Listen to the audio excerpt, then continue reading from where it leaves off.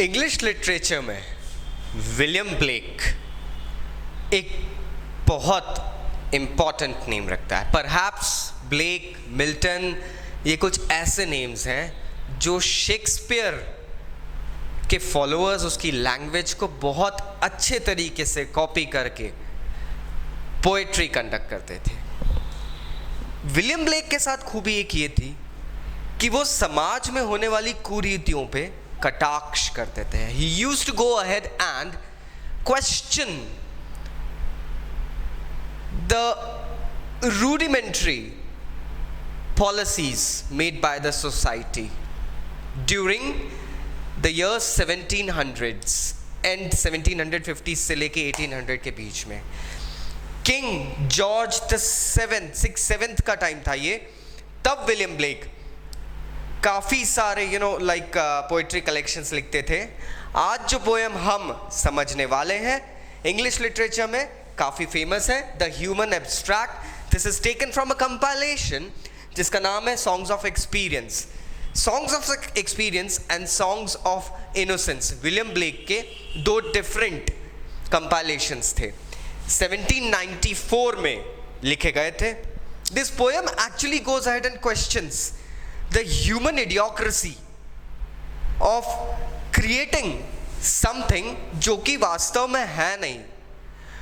God ने दुनिया जिस तरीके से बनाई उससे कोई मतभेद विलियम ब्लेक को नहीं था, लेकिन इंसान ने इस दुनिया में किस तरीके से चीजें बदल दी वो क्वेश्चनेबल थी। So let us go and understand this beautiful and meaningful poem.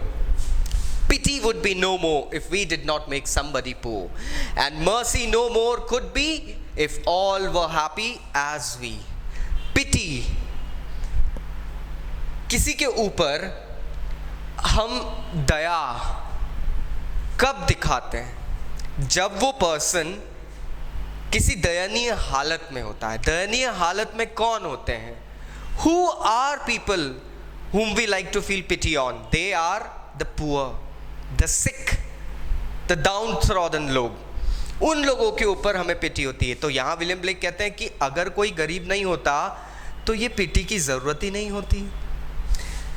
And mercy, क्षमा, हम क्षमा कब देते हैं, किसे देते हैं? जब हम किसी से आहत होते हैं या गुस्सा हो जाते हैं। हम गुस्सा कब होते हैं? जब वो पर्सन हमारे हिसाब से कोई कार्य नहीं करता है। मतलब हम अगर किसी कार्य से खुश नहीं हैं तो हम एंग्री हो गए, और एंग्री होते हैं सामने वाला हमसे दया याचना, क्षमा मांगने लगता है, क्षमा याचना करने लगता है। वो कहते हैं अगर हम गुस्सा ही नहीं होए, अगर इंसान अपने अंदर एंगर ही नहीं रखें तो ये क्षमा की तो जरूरत ही नहीं पड़ेगी। Beautiful lines my friends. And mutual fear brings peace till the selfish loves increase, then cruelty knits a snare and spreads its bait with care. अब आपस में म्यूचुअल फियर को हम डर की परिभाषा ना समझें। हम जानते हैं हमारे ऊपर एक दैवीय शक्ति, एक ताकत है जिसने हमें क्रिएट करा है, जिसने ये सृष्टि क्रिएट करी है, नेचर क्रिएट करा है। We shouldn't be going ahead and forgetting the divine power that has gone ahead and created us. He says अगर हम सब उस डिवाइन पावर से डर के रहें, एक दूसरे से ना डरें, उस divine power the God almighty उससे डरे अगर हम, तो हम सब आपस में एक दूसरे को प्यार करने लगेंगे। अगर हम, इसके दो मीनिंग्स निकलते हैं फ्रेंड। अगर हम आपस में एक दूसरे से डरना छोड़ दें और एक ऊपर वाले भगवान से डरें तो हमारी मैनकाइंड का कोई कुछ नहीं बिगाड़ सकता। लेकिन जिस पल सेल्फिश लव बढ़ने लगता है, हम अपने स्वार्थ, अपने लोभ के लिए we go ahead and create things, certain things so that our selfishness is satisfied. So that's what they does. Then cruelty knits a snare. What happens is cruelty जो होती है, ये जो समाज में जो घृणा और इसका जो युग चल रहा है, ये एक ऐसा जाल बुनने लगती है, वो एक ऐसा ट्रैप बुनने लगती है, और उस ट्रैप के जगह जगह कुछ ऐसे प्रलोभन बेट्स जिसे हम कहते हैं, that is usually gone ahead and used to catch a prey. कुछ लुभावनी चीज पिंजरे के आसपास रखी जाती है जिससे कि एक जानवर उसमें फंस जाता है। In the same way snare मतलब एक डिवाइस जो कि अगर आप इनकी एक पोएम देखेंगे जो मैंने एक्सप्लेन करी है, द स्नेयर, तो वही चीज यहां बता रहे हैं वो कि ये ना एक स्नेयर, क्रूएलिटी जो होती है वो एक स्नेयर, एक ऐसा पिंजरा बनाती है और उसके आसपास बहुत सारे ऐसे प्रलोभन रखती कि आप उसमें फंस जाते हैं, आप नहीं चाहते हुए भी उसके अंदर घुस जाते हैं। He sits down with holy fears and waters the ground with tears. The humility takes its roots underneath his foot. Its root under his foot. बहुत बढ़िया, इसमें लाइक राइमिंग सीरीज AABB रखी है बहुत प्यार से, fears, tears, root, foot, snare, care, peace, increase. So that is AA and BB rhyming session. So that is a part that I have explained. I usually don't go into those intricacies, but still I have been suggested by a few students कि ये rhyming जो इसका है comprehension वो भी बता दूं. So इस poem में AABB रहा है. He sits down with holy fears and waters the ground with tears. The humility takes its root underneath his foot. अब होता क्या है, एक पर्सन जब उसे दिखाया जाता है कि तुम डरो, किससे डरो? उस भगवान से डरो। वो भगवान तुम्हें क्षमा नहीं करेगा, तुम्हारे पापों के कारण तुम्हें क्षमा नहीं मिलेगी। You will be condemned, you will be punished. ये वो एरा है दोस्तों जब कैथोलिक चर्च ने बहुत सारी ऐसी लाइक पॉलिसीज निकाल के रखी थी कि कोई भी ह्यूमन अगर कुछ गलत करता है, he does something that is not acceptable by the church और द क्लर्जी, तो उसे ये डर दिखाया जाता है कि आपको अब भगवान की प्रताड़ना सहना पड़ेगी, you will be condemned and punished. अब उस डर के कारण उस भगवान जो कि इतना प्रेम देने वाला, इतना आनंदमय इंसान है, जिसने आपको क्रिएट करा, ये सृष्टि आपको दे दी कि you can use it, you can exploit it, he made him you in his own image. यहाँ पे क्योंकि ये जो पोएम है और ब्लेक साहब की जो पोएम्स है दोस्तों, उसमें बिब्लिकल रेफरेंसेस बहुत मिलते हैं हमें। तो यहाँ पे भी वो creation of Adam and all निकल के आता है। गॉड ने जब आपको क्रिएट करा तो आप उससे डर क्यों रहे हैं? आप बेवजह में उस डर के कारण अपने आंसू जमीन में बहा रहे हैं, आप आंसू बहा रहे हैं। And waters the ground with tears, आप अपना सिर झुका के रो रहे हैं शर्म के मारे। And humility takes its roots underneath his foot, वो शर्म धीरे धीरे उगने लगती है। शर्म किससे की जाती है? शर्म तब होती है जब हमें अंदर अंदर एक चीज महसूस होने लग जाए कि हमने कुछ गलत करा है, we have been doing something wrong. Constant hammering होने लगती है, you are wrong, you are doing this wrong, this is imperfect, every step of you is a mistake to them. So यहां पे वो चीज आती है कि आपके अंदर एक ऐसी फीलिंग आने लगती है that you are downtrodden, you are a mistaken identity, आप गलत कर रहे हैं। That all starts happening, this is all created. He says soon spreads the dismal shade of mystery over his head. इसी से कनेक्टेड है next para, soon spreads the dismal shade of mystery over his head and the caterpillar and fly feed on the mystery. बताने लग जाते हैं ये कि जब इंसान के मन में आप एक ऐसी फीलिंग भर दो that he is worth nothing, possibly, I shouldn't be using the word possibly, friends, undoubtedly the supremest creation of God starts thinking that he is a fault, कहीं ना कहीं कुछ गलत हुआ है। At that very moment it starts happening, the dismal shade, एक sorry feeling, एक ऐसा भाव जो आपको बताता है that you are worth nothing। वो चीजें जब आपके अंदर आने लगती है, आप सवाल करने लगते हैं अपने एग्जिस्टेंस पे, उस भगवान पे, तब कैटरपिलर से यहां मीनिंग है वर्म्स, कीड़े, मक्खियां, सड़ी हुई चीजों पे मिलती है। So caterpillar and fly feed on the mystery. इस सवाल पे जंग लग जाता है, आपकी सोच खत्म हो जाती है। अगर इसको हिंदी में बोले तो आपकी सोच पे कीड़े लग गए।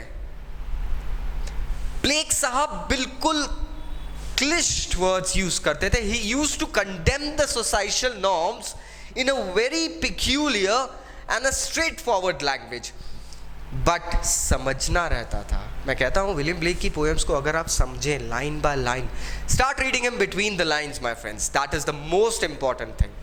ही सेज आपकी सोच में एक बार ऐसे घृणा के भाव आ जाए, एक थके हारे इंसान के भाव आ जाए, तो ज़्यादा टाइम नहीं लगता, इट स्टार्ट्स टू डीके, वो सड़ने लगती है, आपकी सोच सड़ने लगती है। And it bears the fruit of deceit. एक बार आपके मन में गलत सोच आने लग गई, तब आप ठीक मन, साफ मन से नहीं सोच सकते। You start thinking about deceitful things, shameful acts, wickedness starts crawling in you, ruddy and sweet to eat, and the raven his nest has made in its thickest shade. अब ये fruit of deceit क्या है? It bears the fruit of deceit. हम Bible में chapter Genesis book of Genesis में chapter 2 verses 17 fruit of deceit word use किए गए हैं। दोस्तों, एडम और ईव को भी सेटन ने एक एप्पल, एक फ्रूट, फॉरबिडन फ्रूट कंज्यूम करवाया था। He had gone ahead and used all his tantrums and techniques to go ahead and feed the fruit of deceit to Eve. यहाँ पे वही कंजंक्शन यूज किया गया। He's saying वो fruit ऐसा है, थोड़ा सा रडी लगता है, रेशेदार एंड दरदरा एंड स्वीट लगता है, खाने में बड़ा मजा आता है, लेकिन it is not suppose to be consumed. क्योंकि वो फ्रूट आपने जब लिया, आप समझ जाइए, रेवन मतलब शैतान। Raven his nest has made in its thickest shade. शैतान ने उस पेड़ पे अपना घर बना रखा है जिस पेड़ पे ये फ्रूट ऑफ डिसीट रहता है, और इतने अंदर कहीं छिप के अपना घर बना रखा है, एक नजर में आपको वो दिखता नहीं है। Raven has always been connected to something wicked, death, deceitful activities, shameful act and all such things. Now the last and the best stanza. The gods of the earth and sea sought through nature to find this tree, but their search was all in vain. There grows one in the human brain. इस पेड़ को, जिसे हम complexity कहते हैं, wickedness कहते हैं, human mind की विकेडनेस को एक ट्री का मेटाफोर दिया है।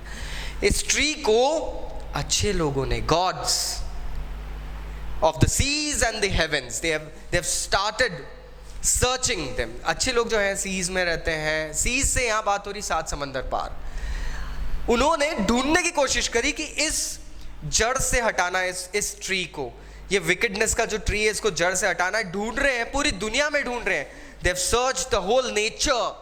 Every word with a capital here actually has a meaning, my friends. Deceit, ruddy, raven, nature. पूरी दुनिया ढूंढ ली, लेकिन ये पेड़ मिल नहीं रहा है, इसे हटाना है हमें। लेकिन ये पेड़ है कहाँ? The tree where the Satan himself, the bad omen, the bad guy stays. Where is the tree? Nobody can find it because it was in the human brain. It all starts inside your mind. The wickedness, the shameful act, the deceitful activities of person usually starts in the human mind. एक इंसानी दिमाग बहुत अलग अलग तरीके की सोच रख सकता है, अच्छी भी बुरी भी। अच्छी सोच कार्य से दिख जाती है, बुरी सोच आपको दिखती नहीं है।